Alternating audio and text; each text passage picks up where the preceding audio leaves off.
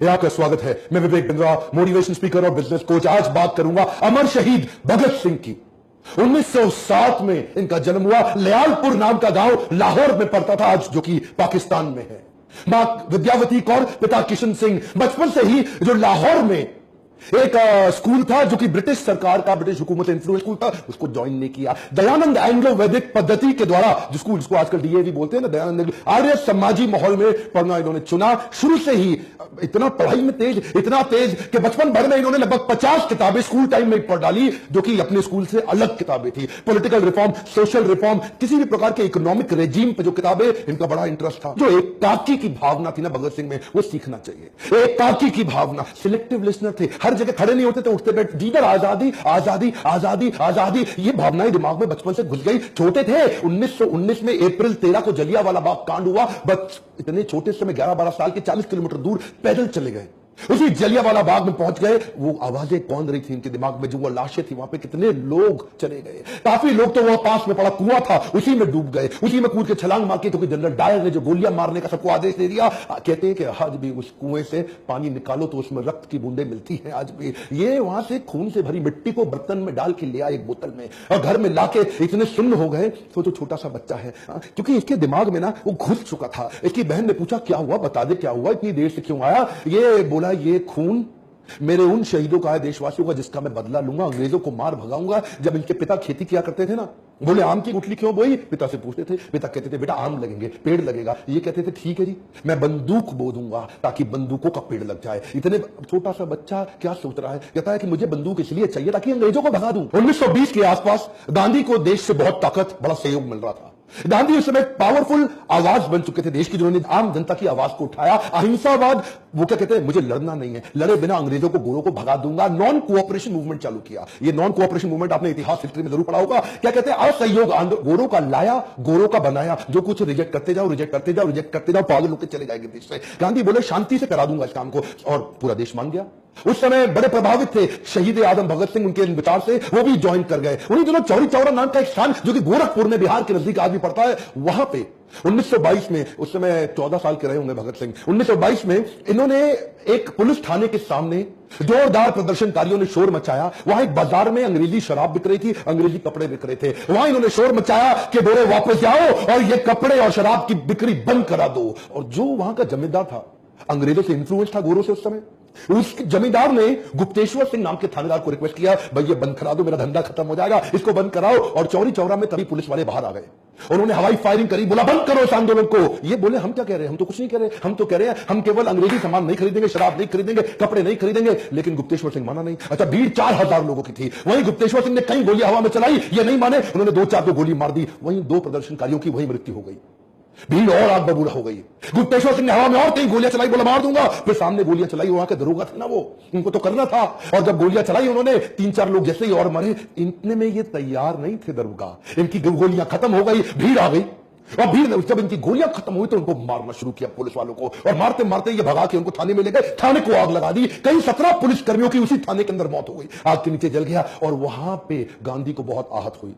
बोला, मैं कह रहा हूं असहयोग, अहिंसा, और तुमने इतनों को मार दिया। वो दिन नॉन कोऑपरेशन मूवमेंट गांधी ने वापस लिया, और जैसे ही मूवमेंट वापस लिया, ये लोग परेशान हो गए। भगत सिंह और उनके जितने प्रकार के उसी विचारधारा के लोग, वो बोले 2 दल बन गए, गरम दल, नरम दल। नरम दल गांधी का था और गरम दल भगत सिंह जैसे लोगों का था। उन दिनों बोल्शेविक मूवमेंट रशिया का था, उससे ये बड़े प्रभावित थे। मैंने बताया ना, विदेशी किताबें भी बहुत पढ़ते थे। बोल्शेविक मूवमेंट, ये बोले कि लड़ना पड़ेगा। अब तो बात ये थी कि हो सकता है अगर गांधी नॉन कोऑपरेशन मूवमेंट वापस ना लेते, आजादी जल्दी मिल गई होती। एक्चुअली उन दिनों ना भगत सिंह तो नाचा करते थे, आजादी मिलने वाली है, आजादी, क्योंकि नॉन कोऑपरेशन मूवमेंट सक्सेसफुल था, पूरा देश को सहयोग मिल रहा। गांधी ने वापस ले लिया, बोला अभी आप तैयार नहीं हो, आपने गुप्तेश्वर सिंह पुलिस वाले को और पूरे थाने को क्यों मार के खत्म कर दिया। गांधी ने रोक दिया पूरा आंदोलन। ये लोग उस समय बोले अब लड़ना पड़ेगा। अब ये जो एक्चुअली है ना, हथियारों की क्रांति बाद में आई, भगत सिंह की पहले विचारों की क्रांति थी। उन दिनों कॉलेज ज्वाइन किया इन्होंने, लाला लाजपत राय का पंजाब के अंदर, जो पाकिस्तान में पड़ता है, वो कॉलेज ज्वाइन किया, और वहां पे ये गतिविधियां स्ट्रॉन्गर थी। उन दिनों ये लगभग 300 किताबें अपने कॉलेज में एक्स्ट्रा पढ़ बैठे, क्योंकि जब खाली होते थे किताब पढ़ते थे। और उसके बाद अपने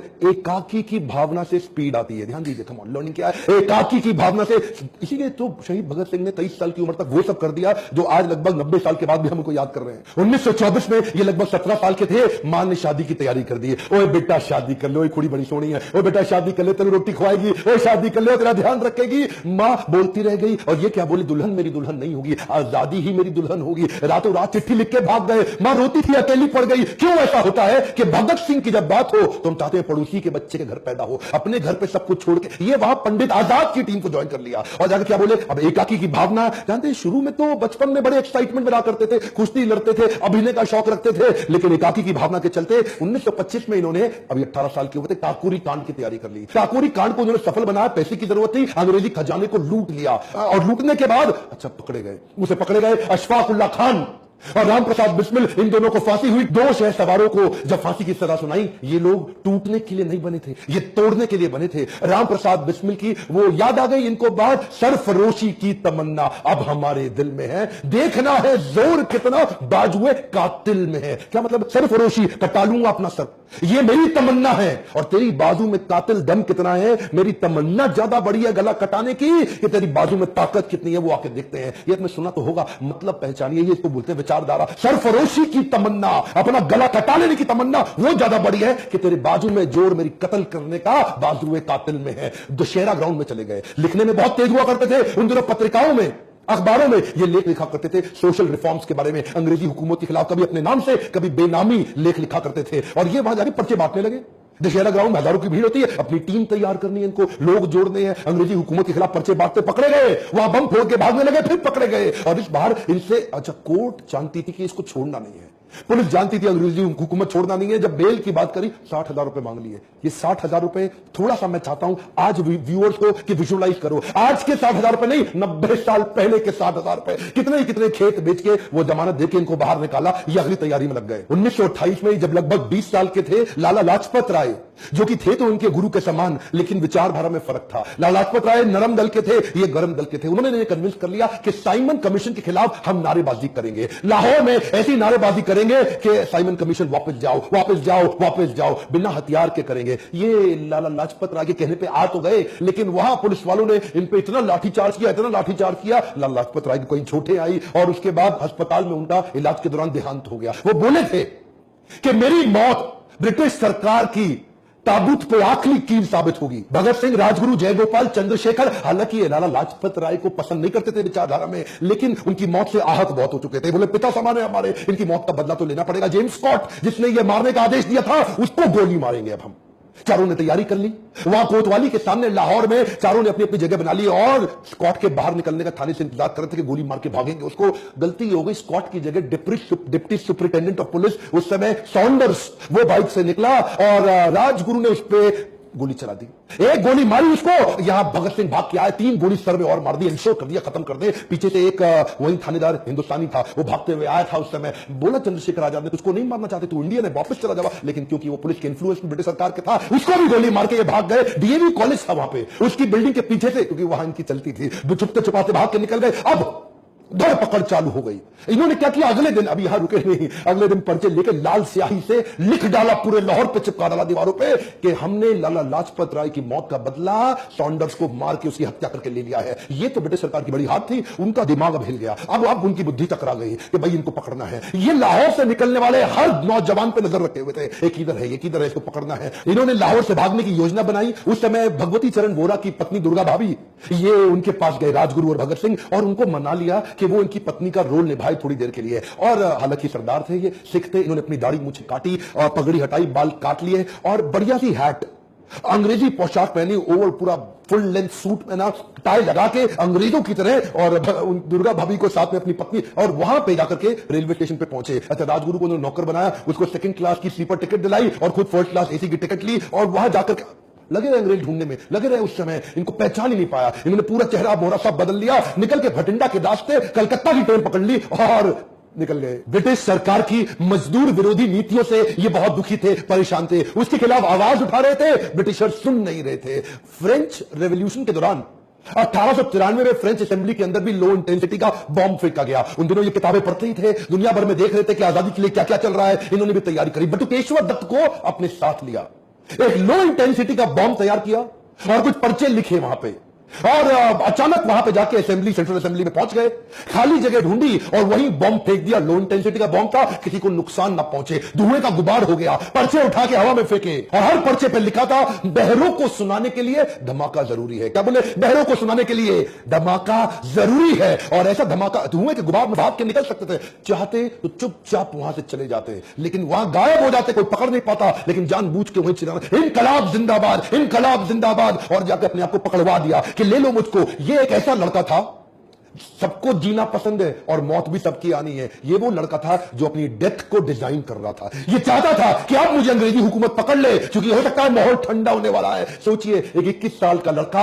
अपनी कुर्बानी की, अपनी डेथ को डिजाइन करने जा रहा है, शहीद होने जा रहा है। कहता है मुझको पकड़ो, और मैं तो वैसे ही एनार्किस्ट हूं, मैं तो वैसे ही आपकी हुकूमत, मुझको गोली मार दो, मुझको गोली मार दो। एनीवे, जिसको फांसी की सजा सुनाई गई इन दोनों को। अब इनका लगभग 2 साल का कारावास था। पर ये एक ऐसे क्रांतिकारी जो जेल में भी आजाद थे, वहां पर भी अपनी क्रांति, नाक को चने चबा दी अंग्रेजों को, उनके नाक में दम कर दिया। क्योंकि वहां पे फूड और फैसिलिटी ठीक थी नहीं। वहां पे जेल में 10 बाय 10 के कमरे में 10-10 कैदियों को रखते थे, बर्तन ठीक नहीं थे, खाना ठीक नहीं था, रोशनी की सुविधा नहीं, बिजली कोई था नहीं, खिड़की हुआ नहीं करती थी। इतना बुरा हाल, इन्होंने उसके खिलाफ अंदर आंदोलन चालू कर दिया। अच्छा, अंग्रेज इनसे घबरा गए थे, बोले यार इसको ना अलग कर दो, सारे इंडियन इससे इंफ्लुएंस हो जाते हैं। एक नया आंदोलन कर दिया इस आदमी ने। ये 64 दिन के अन्न जल त्याग पे चले गए। कहते आम मरण अनशन, अब कुछ नहीं खाऊंगा मैं। अच्छा, अंग्रेज शुरू में इनको इग्नोर करते थे। अब 2 दिन, 4 दिन, 5 दिन, 64 दिन तक नहीं खाए। क्रांतिकारी यतीन्द्र दास उस समय शहीद हो गए, क्योंकि इतना कमजोर भगत सिंह का वजन रोज कम होता जा रहा था। अंग्रेज घबरा रहे थे, लेकिन ये असल में क्या है ना, इनको अच्छा उसके बाद भी हंसते थे, डर लगता नहीं इनको, इनके चेहरे पे हमेशा मुस्कुराहट होती थी। इनकलाब जिंदाबाद, इनकलाब जिंदाबाद। घबरा गए। ये क्या बोले? कहते मेरे सीने में जो जख्म है वो तो फूल के गुच्छे हैं, हमें पागल रहने दो, हम पागल ही अच्छे हैं। अंग्रेजों को घुटने टेकने पड़े, हार मान गई इनकी। उन दिनों ये कई लेख भी लिखते थे। ये क्या कहते थे? अंदर भी आंदोलन चलाऊंगा और लिख लिख के बाहर भी आंदोलन चलाऊंगा। इन्होंने एक इंस्ट्रक्शन दी थी, जेल में मुझसे कोई मिलने आएगा तो नई किताब लेके आएगा। कभी बॉल्शेविक रेवोल्यूशन की किताब लाएगा, फ्रेंच रेवोल्यूशन की किताब लाएगा, लेनिन की लाएगा या मार्क्स की किताब लाएगा। उन दिनों ये बिल्कुल सोशलिस्ट रिफॉर्मर हो गए थे। ये पहले सोशलिस्ट लीडर थे हमारे कंट्री के। उस समय एचआरए को एचएसआरए इन्होंने कर दिया, सोशलिस्ट रिफॉर्म अपने मूवमेंट को बना दिया। देखते ही देखते 300 किताबें और पढ़ डाली और 3000 पन्ने लिख भी डाले। आज उसको बाद बाहर भेजते थे उसको। आज उनमें से कुछ है और कुछ नहीं है। कहते तो थे कि ये एक नास्तिक है, लेकिन भगवत गीता की छोटी किताब और स्वामी विवेकानंद का चित्र जेब में जरूर रखते थे। जेल में भी किताबें पढ़ने की दीवानगी को लेकर अंग्रेज भी बड़े परेशान हो चुके थे। कार्ल मार्क्स और लेनिन से ये विशेष प्रभावित थे। अब इनको फांसी की सजा दे दी गई। ये क्या कहते थे? मैं एक ऐसा पागल हूं जो जेल में भी आजाद हूं। जब इनको इनसे पूछा गया तुम्हारी आखिरी ख्वाहिश क्या है? कहते हैं मैं लेनिन की बायोग्राफी पूरी पढ़ना चाहता हूं, लेनिन की बायोग्राफी पढ़ के ही मरूंगा। जब इनको बुलाया जाने वाला था ना उस दिन, जिस दिन इनको फांसी देनी थी, तो ये क्या बोले? ठहरो, अभी देखते नहीं, एक क्रांतिकारी दूसरे क्रांतिकारी से मिल रहा है। और लेनिन की किताब के आखिरी पन्ने पढ़ के ही उठे। 24 मार्च की तारीख मुकर्रर की गई इनकी फांसी के लिए। और जैसे जैसे फांसी के दिन नजदीक आने लगे, किसी को पता लगे ना कि उसकी मौत का समय आने वाला है, उसकी घबराहट बढ़ जाती है, उसकी और टेंशन, उसका आधा वजन वैसे खत्म हो जाता है। लेकिन ब्रिटिश हुकूमत परेशान थी कि ये और खुश कैसे हो रहे हैं।